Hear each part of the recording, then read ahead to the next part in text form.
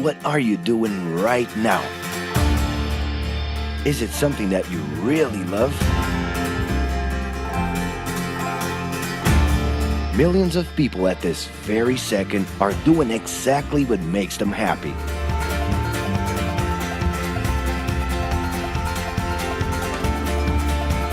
But wait a minute.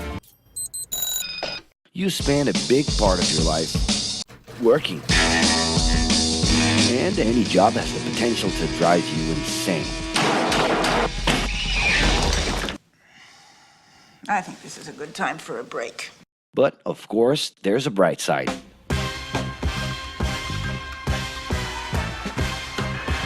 And the best thing, time off. As a matter of fact, the way we work influences new trends and behaviors in society. And if some things are new and different to you, and to everyone else, it's good to know that the ones who really captured the idea are those young millennials. Otherwise known as Generation Y, G, we, globalists. Okay. We know you heard about this. They represent a new workforce in the global market and have high aspirations. Half of them already have or plan to open their own businesses. Because of their digital, liquid, and collective mindset, they are affecting the way we produce and work in the future. Sounds complicated?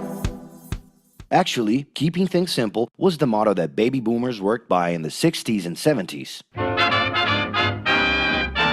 Rules were a lot clearer back then. The workspace was confined to the office.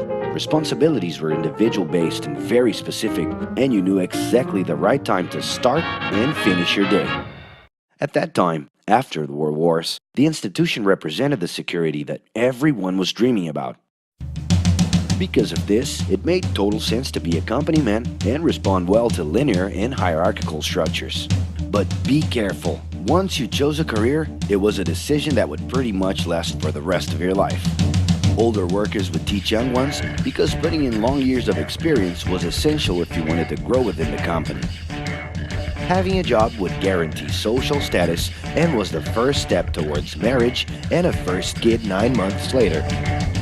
Work didn't mix with personal life. No bringing work home. But baby boomers worked a lot. It's been a hard day's night. And this had to do with keeping a deep sense of discipline and honor. Day-to-day sacrifices guaranteed that the family would be taken care of, and they knew that a big payoff would come, even if it would take a while.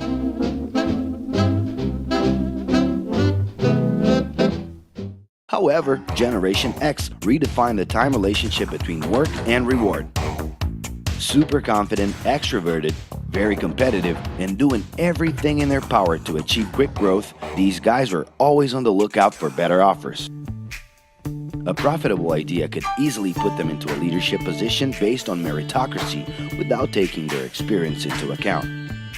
As they searched for more ways to personally stand out and be professionally independent, they relied on degrees, including MBAs and PhDs, to get ahead of their competitors. Pressure, pushing down on me, pressing down on you.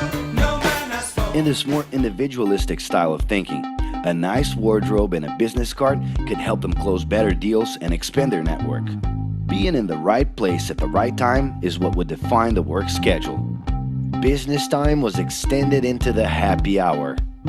This mix between personal and professional life turned a workaholic into someone who was admirable and even sexy. In the grace of your love. The winner was whoever could get onto the board of directors in the shortest time possible I can do anything if I can just get a chance. and thus immediately live out the pleasures of this achievement. You want the money, you control the witness. I'll leave you lonely if I move you into business. But today the journey's a little different. It really seems more important to have fun on the ride than to make it to the final destination.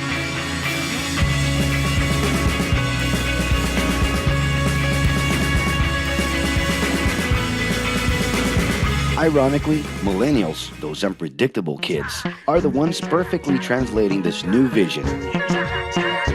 In a time when pleasure determines professional accomplishment, they know, like no one else, how to recognize opportunities that link passion with work.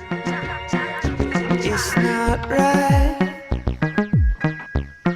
but it's now or never. The creative economy, new professions, an entrepreneurship boom, and the new collective power are painting a brilliant and never-before-seen scenario. No wonder millennials are so impatient. The speed at which they connect with the world sets the pace for their work relations. Projects that only will make a difference in the long term just don't stimulate them. And they need constant feedback so they can feel that their efforts are being recognized. So? It's great. I love it. The traditional pyramid inside of companies doesn't really fit with these anxious young people. They're excited about working with older generations, but only if the relationship is on equal terms and with mutual respect. It's all about exchanging knowledge, no matter your age. Being that millennials find empowerment in discovering things on their own. It's natural for them to diversify their channels and seek out informal types of education instead of simply picking out a major. In the end, professional commitment is not just a norm. It's something that naturally comes from truly engaging experiences. Besides having a job, it's become more important to have a purpose that can be carried out in different forms at the same time.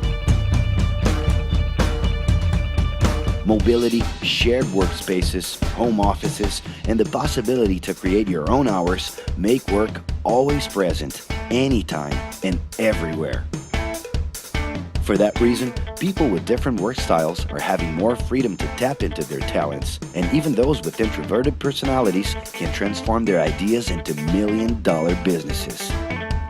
Yes, you can stay in your pajamas as long as you maintain an updated and attractive profile across your social network.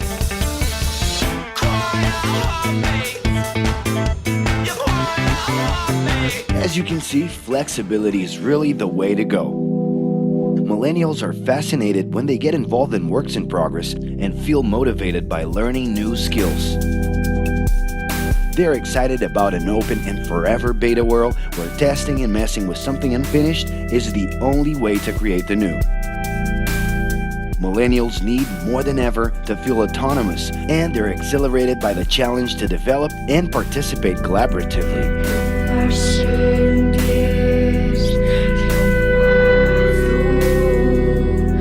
They can change direction quickly and don't let attachments hold them back.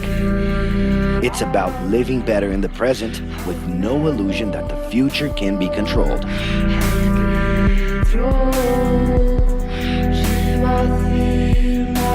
That's because of one simple thing. Whoever adapts more easily can evolve along with the changes. And if you feel overwhelmed by everything so far and are looking for the right answer, well, sorry, we're still going to ask you another question. Are you doing what you love right now? No. So start.